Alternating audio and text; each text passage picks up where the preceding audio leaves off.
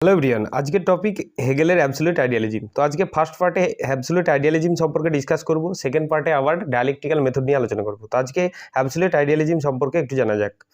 তো মূল পয়েন্টগুলো নিয়েই আজকে আলোচনা করব, সেগুলো নিয়ে যেমন আগের ভিডিওগুলোতে যেরকমভাবে করেছি সেরকম মূল পয়েন্টগুলো তুলে ধরেই আলোচনা করব, যেগুলো রিলেটেড কোশ্চেনগুলো আমাদের পরীক্ষায় ইউজিসি নেট বা সেট পরীক্ষায় আসে, সেগুলো নিয়েই। তো ফার্স্ট পয়েন্টে কি বলা হয়েছে যে Hegel's philosophy is known as absolute idealism. তো হেগেলের দর্শন পরম আদর্শবাদ বা অ্যাবসলিউট আইডিয়ালিজম নামে পরিচিত। According to him, ultimate reality is the absolute, the pure consciousness, the supreme spirit, and the aim of philosophy is to discover and locate this absolute reality. তো এর পরম হেগেলের মতে আলটিমেট রিয়েলিটি বা চূড়ান্ত বাস্তবতা হলো পরম বিশুদ্ধ চেতনার পরম চেতনা, এবং এই দর্শনের মূল লক্ষ্য হচ্ছে অ্যাবসলিউট রিয়েলিটি এর আবিষ্কার এবং লোকেট করা বা তাকে শনাক্ত করা। তো হেগেলের যে উদ্দেশ্য, এটাই হচ্ছে অ্যাবসলিউট রিয়েলিটির যে অ্যাবসলিউট আইডিয়ালিজম যে মূল উদ্দেশ্য, সেটা হচ্ছে আলটিমেট রিয়েলিটি বা চূড়ান্ত বাস্তবতাকে পরম ও বিশুদ্ধ চেতনার রূপ হিসাবে সেটাকে দেখা, এবং দর্শনের যে লক্ষ্য সেটা হচ্ছে অ্যাবসলিউট রিয়েলিটিকে কী করা, আবিষ্কার করা এবং ভালোভাবে শনাক্ত করা এবং তাকে লোকেট করা। সেটাই হচ্ছে তার দর্শনের মূল উদ্দেশ্য। সেকেন্ড পয়েন্টে কি বলছে, Hegel's view is different from বার্কলের সাবজেক্টিভ আইডিয়ালিজম। তো হেগেলের দৃষ্টিভঙ্গি বার্কলের সাবজেক্টিভ আইডিয়ালিজম থেকে ভিন্ন। কারণ কি? কারণ because Hegel believes that idea are objective. কারণ হেগেল বিশ্বাস করেন যে ধারণাগুলি হলো অবজেক্টিভ বা উদ্দেশ্যমূলক। আর বার্কলে কি বলছেন, ধারণাগুলি সাবজেক্টিভ, কিন্তু হেগেল বলছেন অবজেক্টিভ। তার জন্য হেগেলের ধারণার সঙ্গে বা হেগেলের দৃষ্টিভঙ্গির সঙ্গে বার্কলের দৃষ্টিভঙ্গি পুরোটাই ভিন্ন বা আলাদা। তারপর বলছে কি, hence his philosophy is also known as objective idealism. তাই হেগেলের দর্শনকে বলা হয় অবজেক্টিভ আইডিয়ালিজম।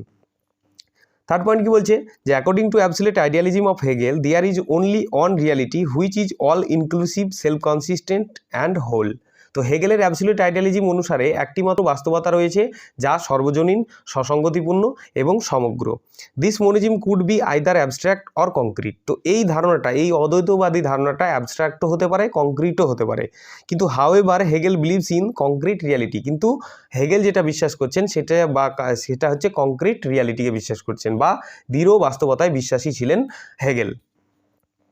তারপর কি বলছে, according to Hegel Spinoza monism will be called abstract monism. তো হেগেলের মতে স্পিনোজা যে অদ্বৈতবাদী ধারণাটা দিয়েছেন সেটা অ্যাবস্ট্রাক্ট মনিজম ধারণা দিয়েছেন। কারণ কি? কারণ Spinoza reality is on without many. তো কারণ হচ্ছে যে স্পিনোজার যে রিয়ালিটিটা সেটা বহুত্ব নয়, সেটা এক, যে উইদাউট মেনি ছাড়া বা বহুত্ব নয়, সেটা এক বলেছেন। In his philosophy manyness disappears. যার দর্শনে মেনিনেস বা বহুত্ব ধারণাটা কি হয়, অদৃশ্য হয়ে যায়, ডিসঅ্যাপিয়ার হয়ে যায়। All things including human beings mere passing waves that are never are. তো এর সঙ্গে মানুষও তাই, যে ইন্ডিভিজুয়াল একটা মানুষও কিন্তু তার অদৃশ্য হয়ে যায়, ডিসঅ্যাপিয়ার হয়ে যায়, বহুত্বটা কখনো স্বীকার করে না, সেটাই বলছেন। কারণ তিনি একবারই অনলি ওয়ান রিয়ালিটিকে বিশ্বাস করেন। তো therefore Hegel has called Spinoza philosophy as black night in which cow are equally black. অতএব হেগেল কি বলেছেন, যে স্পিনোজার দর্শনকে একটি কালো রাত বলে অভিহিত করেছেন, যার মধ্যে সব কিছুই কালোতে মিলিন হয়ে যায় বা কালোর সাথে কালো মিশে যায় আর কি। তো সেটাই বলেছেন, কালো রাত বলেছেন। তো কেন বলেছেন? According to Hegel reality is one of which many are its integral parts, that reality is one organic whole consisting of many. তো হেগেলের মতে রিয়ালিটি হলো এমন একটি যার মধ্যে অনেকগুলি অবিচ্ছেদ্য অংশ রয়েছে। অর্থাৎ হেগেলের মধ্যে রিয়ালিটি এক, কিন্তু সেটা এমনভাবে তৈরি যেটা অবিচ্ছেদ্য অংশ দ্বারা তৈরি, ছোট ছোট অংশ দ্বারা তৈরি। যেমন একটা ঘর বানাতে গেলে কি, যে ছোট ছোট একটা ইট জুড়ে দিয়ে সেটা একটা ঘরের পরিপূর্ণতা পাই, সেরকমই একটা ব্যাপার বলছে। রিয়ালিটিটা এক, কিন্তু সেটা অবিচ্ছেদ্য অংশ দ্বারা তৈরি, সেটাই বলেছেন। তারপর যে কনসিস্টিং মেনি, যে এর বাস্তবতা হচ্ছে অনেকগুলি অংশ নিয়ে গঠিত একটা জৈব সমগ্র তৈরি করেছে, বা একটা জৈব সমগ্র, সেটাই বলেছেন হেগেল। তারপর কি বলছেন, যে Hegel agrees with Plato regarding the absolute reality as the system of idea, but the tries to advance upon Plato both by further analysing the notion of idea and by clarifying the notion of interrelation between the idea. তো Hegel প্লেটোর সাথে একমত, absolute reality হলো system of idea এই রূপে বিবেচনা করেছেন। অর্থাৎ প্লেটো যে অ্যাবসলিউট রিয়ালিটিকে আলোচনা করেছেন সেটা সিস্টেম অফ আইডিয়া রূপে বিবেচনা করেছিলেন। কিন্তু হেগেল কি বলছেন, যে প্লেটোর ধারণার বাইরে গিয়ে একটা অ্যাডভান্সভাবে, আবার উন্নতভাবে সেটাকে অ্যানালাইজিং করার চেষ্টা করেছেন, এবং নোশন অফ আইডিয়া এই ধারণাটিকে ইন্টার রিলেট করেছেন কার সঙ্গে, ধারণার সঙ্গে, সেটাই বলেছেন। যে অ্যাকচুয়ালি প্লেটো যে ধারণাটা দিয়েছিলেন তার থেকে একটু অ্যাডভান্স ধারণার তিনি উদ্ভাবক ছিলেন বা উদ্ভাবনা করেছিলেন, যেটা রিলেট করেছেন কার সঙ্গে, ইন্টার রিলেট করেছেন ধারণার সঙ্গে রিলেটেড করেছেন। তারপর কি বলছে অ্যাবসলিউট আইডিয়াতে কি বলেছেন যে in Hegel's view the ultimate reality that is concrete reality is the supreme spirit which is consciousness in itself and for itself. অর্থাৎ এখানে কি বলছে যে হেগেলের দৃষ্টিতে চূড়ান্ত বাস্তবতা অর্থাৎ কংক্রিট রিয়ালিটি হলো পরম আত্মা যা নিজের এবং নিজের জন্য চেতনা। এটা কি বলছে যে হেগেলের মতে, এটা ভালোভাবে বুঝবে যে হেগেল বলছেন যে হেগেলের দৃষ্টিভঙ্গি যেটা চূড়ান্ত বাস্তবতা অর্থাৎ কংক্রিট রিয়ালিটি সেটা কি হবে পরমাত্মা এবং নিজের জন্য চেতনা, সেটাকে বলছে পরমাত্মা এবং নিজের জন্য চেতনা বলেছেন। এবং কি বলেছেন this ultimate reality is the absolute idea, it is all inclusive infinite and indivisible whole.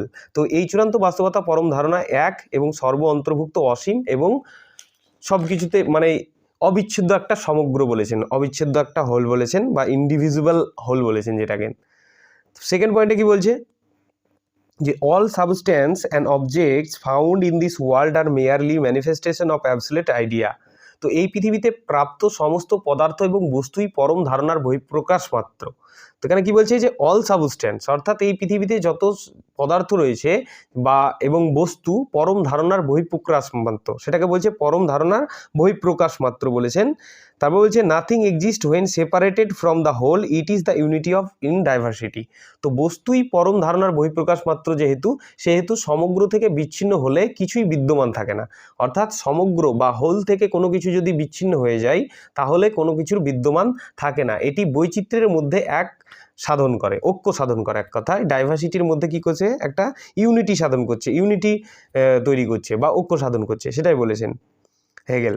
So therefore, distinction between soul and nature, phenomena and noumena, knowledge and existence, idea and object comes to an end since all are elements of this absolute consciousness or region. অতএব আত্মা এবং প্রকৃতি, নৌমেনা এবং phenomena, তারপরে কি বলছে knowledge অর্থাৎ জ্ঞান এবং অস্তিত্ব, ধারণা এবং বস্তু, এই সমস্ত পার্থক্যের দ্বারা সমাপ্তি ঘটে, কারণ সমস্তই এই পরম চেতনা বা কারণের উপাদান। অর্থাৎ সমস্ত কিছুই এই চেতনা বা পরম চেতনা যেটাকে বলছে সেটার কি কারণ এবং উপাদান, যার জন্য এর দ্বারা একে অপরের পার্থক্যের মাধ্যমে কি হয় পরিসমাপ্তি ঘটে, সেটাই বলেছেন।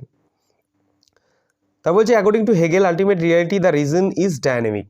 অর্থাৎ হেগেলের মতে আলটিমেট রিয়ালিটি এই কারণটি গতিশীল, ডায়নামিক বলেছেন। তবে it is continuously unfolding itself, continuously becoming something. অর্থাৎ কি বলছে যে এটা একটানা নিজেকে প্রকাশ করে, ক্রমাগত কিছু হয়ে ওঠে। অর্থাৎ এটা আলটিমেট রিয়ালিটি একটা কারণটা হচ্ছে গতিশীল, মানে প্রতি ক্ষেত্রে কি হচ্ছে নিজেকে প্রকাশ করছে এবং ক্রমাগত কিছু হয়ে উঠছে বা পরিবর্তন ঘটছে। তা বলছে absolute idea is subject to dialectical evolution. In this evolution the principal of negation or contradiction holds a very special place. অর্থাৎ পরম ধারণা বিবর্তনের দ্বান্দ্বিক বিবর্তনের সাপেক্ষে অস্বীকার বা দ্বন্দ্বের নীতিটি একটি বিশেষ স্থান ধারণ করে। অর্থাৎ এরপরে কি চলে এলো তার হেগেলের ডায়ালেকটিক্যাল মেথড চলে এলো, সেই সম্পর্কে একটু বলেছেন তিনি যে পরম ধারণা বিবর্তনের দ্বান্দ্বিক বিবর্তনের সাপেক্ষে তিনি কি বলেছেন যে অস্বীকার বা দ্বন্দ্বের নীতিটি সেটা একটা বিশেষ স্থান ধারণ করেছে।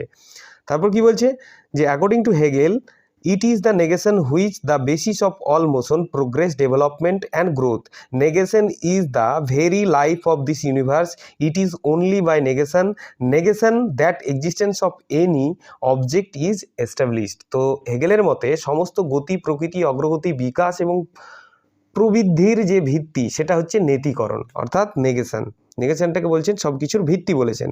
তার বলছে এই নেতিবাচকতাই মহাবিশ্বের প্রাণ। অর্থাৎ নেতিবাচকতাকে কি বলেছেন, নেতিবাচকতাকে তিনি মহাবিশ্বের প্রাণ বলেছেন। তারপর কি বলছে যে it is only by negation of negation বলেছেন that existence of any object is established. তো যে কোনো অস্তিত্বের অস্বীকৃতির দ্বারাই বস্তুর প্রতিষ্ঠিত হয়। তো এখানে একটা তিনি ভাইরাল কথা বলেছেন যেটা পরীক্ষায় মাঝে মধ্যে দেয়, যে তিনি অস্তিত্বের অস্বীকৃতির দ্বারাই কি বস্তু প্রতিষ্ঠা করতে সক্ষম হয়েছে বা প্রতিষ্ঠিত হয়, এই কথাটা তিনি বলেছেন অ্যাবসলিউট আইডিয়া সম্পর্কে। তো নেক্সট পার্টে এবার ডায়ালেকটিক্যাল মেথড চলে এলো। তো ডায়ালেকটিক্যাল মেথডে তিনি কীভাবে আলোচনা করেছেন বা কী নিয়ে আলোচনা করেছেন সেটা নেক্সট পার্টে আলোচনা করব। তো আজকের জন্য এইটুকুই। আর অ্যাবসলিউট আইডিয়ালিজম, হেগেলের অ্যাবসলিউট আইডিয়ালিজম সম্পর্কে যে সমস্ত কোশ্চেনগুলো হয় সেগুলো আমার টেলিগ্রাম চ্যানেলে পেয়ে যাবে। তো টেলিগ্রাম চ্যানেলের লিঙ্ক আমার ডেসক্রিপশন বক্সে দেওয়া থাকলো, সেখানে সবাই জয়েন হয়ে যাবে, তাহলে সেখানে গিয়ে তোমরা কোশ্চেনগুলো পেয়ে যাবে। ওকে, তো আজকের জন্য এইটুকুই। Thank you.